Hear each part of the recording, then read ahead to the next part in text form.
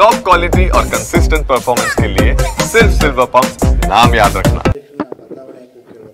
ನೋಡ್ರಿ, ಬದಲಾವಣೆ ಮಾಡೋದು ಬಿಡೋದು ರಾಜ್ಯ ಸರ್ಕಾರ ನಮ್ಮ ಹೈಕಮಾಂಡ್ ಬಿಟ್ಟಂಥ ವಿಷಯ. ವಿಜಯೇಂದ್ರ ಅವರು ಒಳ್ಳೆ ಕೆಲಸ ಮಾಡ್ತಾವ್ರೆ. ಯಡಿಯೂರಪ್ಪನವ್ರನ್ನ ಟೀಕೆ ಮಾಡಿಸೋದು ಸರಿಗಿಲ್ಲ. ನಾನು ಯತ್ನಾಳ್ಗೆ ಹೇಳೋದಿಷ್ಟೇ, ನಿಂದು ವೈಯಕ್ತಿಕ ಏನಾದ್ರು ಇದ್ದರೆ 4 ಗೋಡೆಯಲ್ಲಿ ಮಾತಾಡು, ಮೀಡಿಯಾ ಮುಂದೆ ಮಾತಾಡೋದು ಇದು ಪಾರ್ಟಿಗೆ ಶೋಭೆ ತರೋದಂಥದ್ದಲ್ಲ. ಅದರಿಂದ ನಾನು ಹೇಳೋದು, ಯಾರೇ ಇನ್ಕ್ಲೂಡಿಂಗ್ ಸುರೇಶ್ ಗೌಡ ಮೀಡಿಯಾದಲ್ಲಿ ಮಾತಾಡಿದ್ರೆ ಕ್ರಮ ತಗೋಬೇಕು.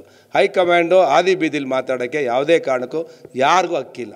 ಇವರೆಲ್ಲ BJP ಟಿಕೆಟಿಂದ ಗೆದ್ದಂಥವ್ರು, ಕೇಂದ್ರ ಮಂತ್ರಿ ಆಗಿದ್ದಂಥವ್ರು, ಯತ್ನಾಳ್ ಅವರು ರೈಲ್ವೆ ಮಂತ್ರಿ ಆಗಿದ್ದಂಥವ್ರು ಚಿಕ್ಕ ವಯಸ್ಸಲ್ಲೇ. ಅವ್ರು ನಮ್ಮ ಯಡಿಯೂರಪ್ಪನವ್ರು ನಮ್ಮ ನಾಯಕರು 2 ಬಾರಿ ಮುಖ್ಯಮಂತ್ರಿ ಆಗಿದ್ದವರು, ವಿರೋಧ ಪಕ್ಷದ ನಾಯಕರಾಗಿದ್ದವರು, ಉಪಮುಖ್ಯಮಂತ್ರಿ ಆಗಿದ್ದವರು. ಅವ್ರನ್ನ ಟೀಕೆ ಮಾಡ್ತಾರೆ ಅಂತ ಹೇಳಿದ್ರೆ ಹೈಕಮಾಂಡ್ ಏನೂ ನಿರ್ಧಾರ ತಗೊಂಡಿಲ್ಲ. ನೋವಾಗುತ್ತೆ ನಮಗೆ. ನಮ್ಮ ಯಡಿಯೂರಪ್ಪನವ್ರ ಬಗ್ಗೆ ಯಾರೇ ಮಾತಾಡಿದ್ರೂ ನಮಗೆ ನೋವಾಗುತ್ತೆ. ಈ ರಾಜ್ಯದಲ್ಲಿ 40 ವರ್ಷ ಹೋರಾಟ ಮಾಡಿ ಸೌತಲ್ಲಿ ಕರ್ನಾಟಕದಲ್ಲಿ BJP ಅಧಿಕಾರ ಬರೋದಕ್ಕೆ ಯಡಿಯೂರಪ್ಪನವರ ಪರಿಶ್ರಮ ಬೆವರನಿ ಸಾಕಷ್ಟು ಶ್ರಮ ಹಾಕಿದ್ದಾರೆ.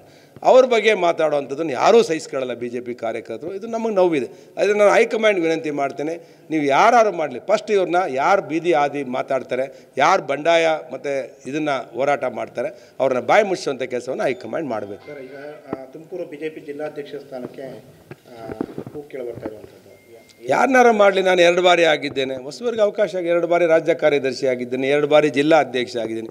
ಯಾರು ಕೊಟ್ಟರೂ ಕೆಲಸ ಮಾಡ್ತೀನಿ. ನಾನು ಹೇಳಿದ್ದೀನಿ, ಯಾರು ಹಿಂದುಳಿದವ್ರು ಕೊಡಿ, ಅನುಕೂಲ ಆಗುತ್ತೆ ಪಾರ್ಟಿಗೆ ಅಂತ ಹೇಳಿದ್ದೇನೆ.